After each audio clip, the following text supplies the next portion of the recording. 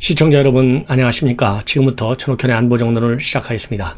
이번 시간에는요, 이 한동훈 검사장이 지금 현재 참여연대에 관해서 이 법적 소송을 제기하겠다, 이런 이 강력한 입장문을 발표했습니다. 방금 전에 나온 얘기인데요. 이 내용을 중점적으로 보도해 드리도록 하겠습니다. 여러분들 잘 아시다시피 이 참여연대가 말이죠, 어제 문재인 정부 4년 검찰 보고서, 이런 보고서를 냈는데 여기에서 이 한동훈 검사장을 비판했어요. 뭐라고 참여연대에서 어제 비판을 했냐면요, 한동훈 검사 채널A 기자의 검은 유착 의혹과 관련해서 비판했습니다. 사법정의를, 형사사법의 정의를 실현하는 국가기관이, 즉 검찰이 정치적 목적을 갖고 자신의 권한을 악용해서 적극적으로 허위사실을 만들어내려고 했다, 이런 의혹에 더 주목해야 한다, 이런 얘기를 썼어요. 그러니까 이 얘기는 결국 그동안에 추미애가 주장해 왔던 대로 채널A 사건과 관련해서 현재 추미애 측 의견만을 완전히 반영한, 즉 추미애 편에 서가지고 이 한동훈 검사장이 말하자면 채널A 기자와 이 공모를 해서 유시민의 비위를 캐려고 했다라고 하는 검찰과 이 언론의 유착, 이 혐의를 확실하게 참여연대는 기정사실인 것처럼 몰아붙이는 거예요. 그러면서 추가적으로 또 뭐라고 입장에 되어 있냐면요, 알려진 바대로 한동훈 검사가 개입한 것이 사실이라면 이는 특정인의 형사처벌을 통한 정치적 목적 달성을 위한 것으로 증거 조작의 한 사례가 될 수 있다. 그러니까 한술 더 나갔어요. 허위 사실을 만들어내려고 했다, 이거 하나 있고, 그 다음에는 증거를 조작한 이런 사례가 있다, 이렇게까지 사례가 될 수 있다. 이 정도로 이 한동훈 검사장이 말하자면 이 죄가를 갖다가 이 죄목을 굉장히 구체적으로 디테일하게 적시하고 있습니다. 이렇게 되니까 그동안에 이제 한동훈 검사장 그야말로 이 사건 때문에 지금 4번씩이나 이번 박범계 인사 이르기까지 4번씩이나 좌천을 거듭하고 있는 당사자가 바로 한동훈 검사장이잖아요. 그러니까 가만히 있을 수가 없죠. 그래서 오늘 이 한동훈 검사장이 입장문을 내고 뭐라고 입장을 밝혔냐면요, 참여연대는 아직도 당초 자신들이 희망한 거짓 프레임과 허위 사실을 악의적으로 유포하고 있다. 그러면서 이성윤 지검장이 지휘하는 수사팀이 1년 넘게 독직 폭행에다가 추미애 수사 지휘권까지 발동까지 동원한 무리한 수사를 해댔지만은 수사팀이 9차례나 무혐의 판단을 해왔다. 그런데 이런 걸 보면 이 한동훈 검사장 본인이 무고하다는 진실이 드러났는데 그럼에도 불구하고 허위 사실을 악의적으로 유포하고 있다, 이렇게 강하게 반박하고 있습니다. 그러면서 더 나아가서 이성윤이 지휘하고 독직 폭행까지 하면서 무리하게 수사한 검찰 수사팀이 마치 한 검사장을 미온적으로 수사한 것처럼 말했다, 이러면서 이 모두 명백한 허위 사실이다, 이렇게 반박을 하고 있습니다.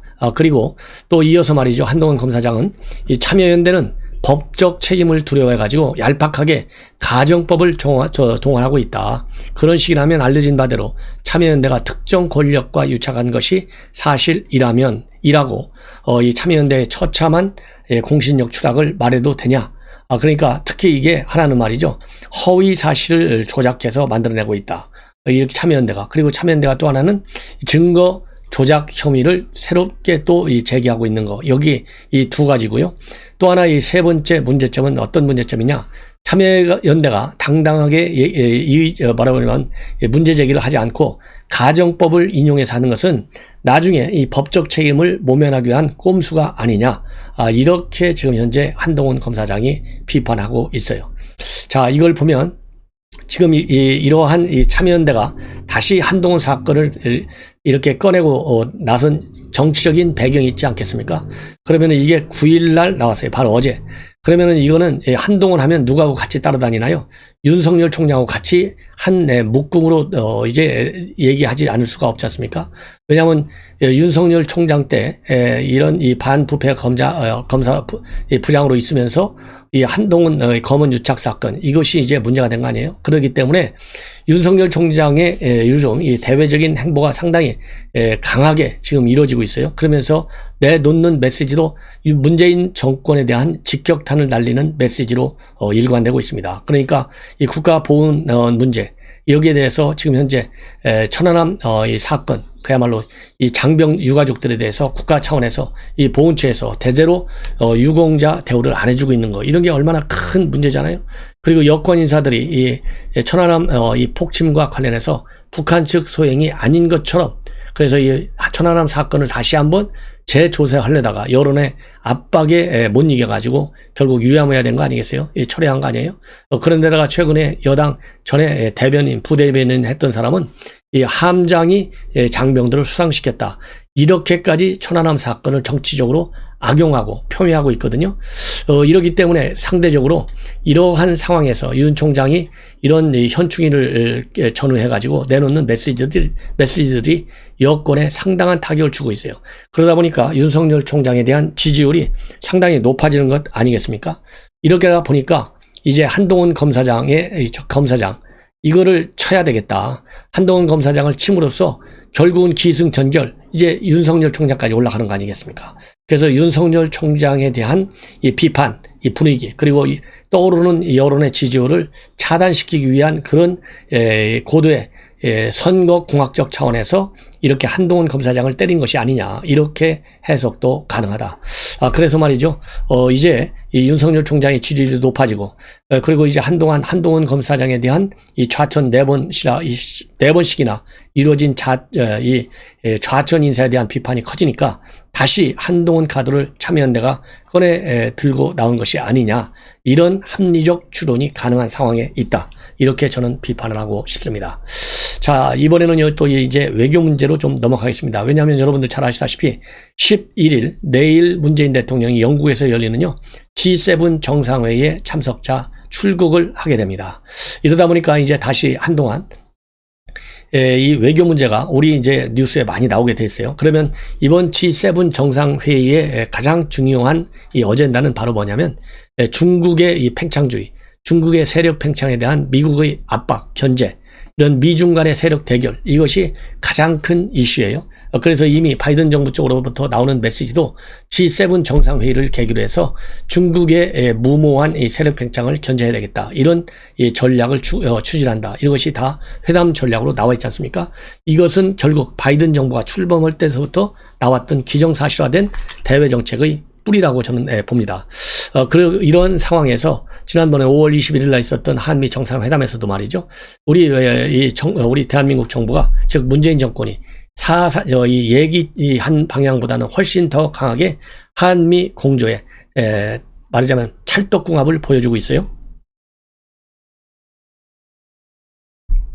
특히 이 한미 공조가 이 대북 문제를 초월해 가지고요 중국 문제에 이르기까지 한미 공조가 굉장히 이 강화되는 그런 합의 문서를 내놨습니다.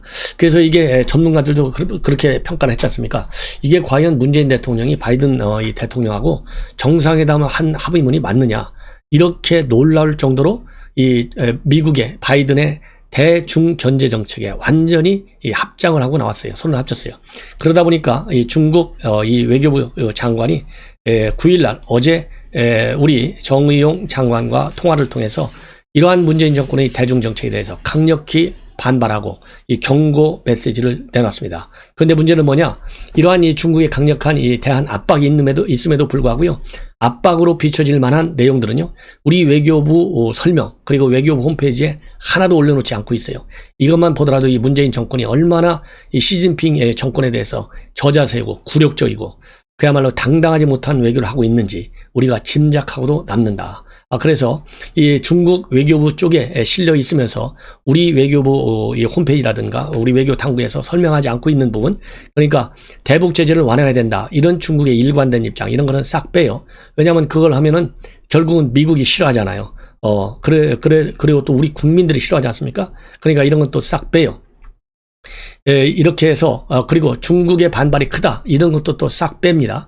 이런 그야말로 이 굴종적 대중 외교를 하고 있는 이 문재인 대통령, 이러니까 지금 문재인 대통령이 G7 정상회담에 가면 이러한 미국의 대중 압박 분위기에 휩쓸리지 말라, 이런 이 경고 전화가 바로 어제 온 거예요. 근데 이런 내용을 싹 빼고 여전히 시진핑의 방안에 매달리고 있어요. 그러면서 여전히 현 정권은, 정의용은 뭐라고 하고 있느냐? 코로나 사태가 좋아지면 시진핑이가 올 것이다. 이렇게 얘기하고 있는데요. 제가 보기에는 천만의 말씀이다. 제가 작년부터 그랬잖아요. 시진핑 작년에도 작년 연말까지 온다. 작년 봄에 온다. 얼마나 얘기를 많이 했어요. 제가 그때마다 절대 시진핑이가 작년에 올 수 없다. 이렇게 얘기했고 또 이 올 초에도 시진핑이가 코로나가 좋아지면 올 것이다. 했을 때 최소한도 전반기에는 절대 오지 못한다. 얘기했는데 아직도 안 오고 있어요. 안 오는 게 아니라 못 오는 거죠. 예. 자, 이렇게 해서 그러면 이 왕이 장관의 전화 통화 내용 그리고 중국 외교부가 지금 설명하고 있는 내용 얼마나 이 문재인 정권이 대중 외교를 잘못하고 있는지 여러분들께서도 충분히 아셔야 된다. 그런 취지에서요. 조금 자세하게 한 3, 4분에 걸쳐서 제가 설명을 해드리도록 하겠습니다. 뭐라고 되어 있냐면요. 우선 이번에 이 한미 정상에서 얘기한 미국의 아시아 태평양 전략을 정면으로 반박하고 있습니다. 그리고 쿼드 문제, 인도 태평양 문제, 대만 문제 이런 거에 관해서 이번에 문재인 대통령이 바이든 대통령의 입장 완전히 동의한다. 그래서 이 공조체제를 강화하겠다 이런 걸 했는데요. 이것을 바로 맞받아치는 거예요. 그러면 뭐라고 얘기하고 있느냐. 미국이 편향된 장단에 휩쓸려서는 안 된다. 한마디로 이렇게 얘기를 하고 있어요. 그러면서 이번에 정상회의를 G7 정상회의에서 반중 성토 분위기에 휩쓸리지 말라 이런 취지의 경고가 온 거예요. 그러면 전날 통화에서 뭐라고 얘기했느냐. 미국이 추진하는 인도 태평양 전략은 냉전적 사고에 가득 차서 집단적 대결을 선동하고 지역 평화 안정 발전에 도움이 되지 않기 때문에 중국은 강력히 반대한다. 노골적으로 경고하고 있어요. 그래서 우호적 이웃이자 전략적 파트너인 중국과 한국은 옳고 그름 시비 곡직을 파악해서 올바른 입장을 견지하며 정치적 공감대를 지키고 편향된 장단에 딸려가서는 안 된다. 이 편향된 장단이라는 게 한미 공조로 돌아가지 말라 이 얘기를 하고 있는 거예요. 예. 그리고 또 이 왕이는 말이죠. 중국과 한국은 제때 소통을 강화해야 한다. 이런 말도 했습니다. 이 얘기는 결국 뭐냐. 중국 입장에서는 뒤통수 맞은 거나 마찬가지잖아요. 그러니까 이런 거 뒤통수 때리지 말고 미리 충분히 얘기해달라. 이런 경고의 발언이나 마찬가지고요. 특히 이 쿼드 여기에 발 담그지 말라. 이런 얘기나 마찬가지입니다. 그래서 이 왕위의 우리 이 정의용 장관에 대한 이러한 강력한 경고 메시지는 이번 정상회담을 통해서 인도 태평양 전략에 공조한다. 그리고 공조하는 거 이런 것들도 전부 다 굉장히 불만이 큰 거죠. 그래서 이번에 이런 한미 공조와 관련해서 이 왕위는 냉전적 사고다, 집단적 대결 선동이다 이렇게 비판하고 있는데 이런 것들이 하나의 이 쿼드와 관련된 미국의 입장에 문재인 정권이 조인하는 거, 즉 동참하려고 하는 거에 쐐기를 박는 것이 아닌가 이런 생각이 들어요. 이러한 이 왕위의 언급에 관해서요, 이 정 장관은 한국은 중국과의 전략적 협력, 동반자 관계 발전을 고도로 중시한다. 그리고 하나의 중국 원칙을 견지하고 양안 관계의 민감성을 충분히 인식하고 있다.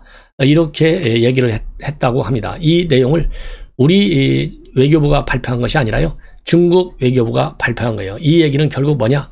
한국이 미국의 대중 견제 노선에 동참하는 것이 아니다. 이렇게 정말 적극적으로 해명한 그런 모양새지 않습니까? 이런 내용을 우리 외교부 발표는 없어요. 이 얘기는 결국 뭐냐? 중국의 뜻대로 한국이 따라오고 있다. 이것을 중국 외교부는 대외적으로 홍보하고 싶은 거예요. 그래서 이렇게 하나의 중국, 양안관계, 대만 해협 이런 거에 대한 불만 그리고 용납하지 않겠다. 이런 중국 정부의 입장이 여기에 실려 있는 겁니다. 그런데 우리 한국 외교부는요. 여기에 대해서 뭐라고 얘기했느냐. 아주 두리뭉실하게 원론적으로만 얘기하고 있어요. 체면은 유지해야 되니까. 미중 관계가 안정적으로 발전해 갔으면 한다. 이런 얘기를 하고 있습니다. 이 얘기는 결국 뭐냐. 미국과 제발 싸우지 말라는 얘기인데 이 얘기는 결국 그만큼 중국에 가면 중국한테 시달리고 미국에 가면 미국한테 시달리고 그야말로 양다리 걸치기에서 헤매고 있는 한국 정부의 대중미 외교의 실상이 바로 여기에 나와 있는 것입니다. 그리고 또 이 중국 외교부 홈페이지는 들어가 있고 우리한테는 안 들어가 있는 게 뭐냐면요. 이 정 장관이 남북관계 개선, 한반도 평화 프로세스에 대해서 강력한 의지를 피력하고 그리고 중국의 한반도 문제에 대해서 건설적 역할을 계속해달라. 이렇게 우리가 요청한 것으로 되어 있어요. 그런데 왕이가 뭐라고 얘기했냐면 중국은 남북관계 개선과 한반도 정세완화 노력을 지지한다. 그렇지만은 유엔 안보리의 민생 분야의 대북제재 완화를 호소한다. 그리고 미측에 대해서는 싱가포르 공동전략의 공동성명의 구체적 실천을 촉구한다. 이런 얘기가 들어가 있거든요. 그런데 이 왕이가 한 얘기는 우리 외교부에서는 싹 뺍니다. 왜냐하면 이 얘기가 들어가면 미국이 볼 때 기분 나쁠 수 있고, 또 우리 국내에서도 이거 중국하고 이 손을 합쳐갖고 결국은 대북 제재를 풀려고 하는구나, 비판적 여론이 생성되잖아요. 이런 걸 막기 위해서 또 이 얘기는 쏙 뺀 거예요. 이렇게 당당하지 못한 외교를 하고 있는 이 정의용 장관, 그리고 이 청와대, 그야말로 우리 국민들로부터 더 비판을 받아야 되겠다. 이럴 때일수록 말이죠, 우리가 이 한미 공조 더군다나 이미 정상회담 회의를 통해서 합의까지 한 거 아니겠습니까? 이거를 강력하게 추진해 나가겠다. 이렇게 해서 한미 공조를 더 강하게 해야만이 중국이 제대로 때리지 못한다. 저는 그러한 지론을 다시 한번 여러분께 밝힙니다. 위기시고 더군다나 지금은 신냉전 시대예요. 냉전이라고 하는 것은요, 이념을 바탕으로 해서 동맹관계를 충실하는 이 길밖에는 우리 특히 대한민국 입장에서는 안보를 지켜내는 하나의 초석이 된다. 이런 말씀을 드립니다. 시청자 여러분, 이것으로 제 방송을 마치겠고요. 여러분들의 많은 성원 당부드립니다. 감사합니다.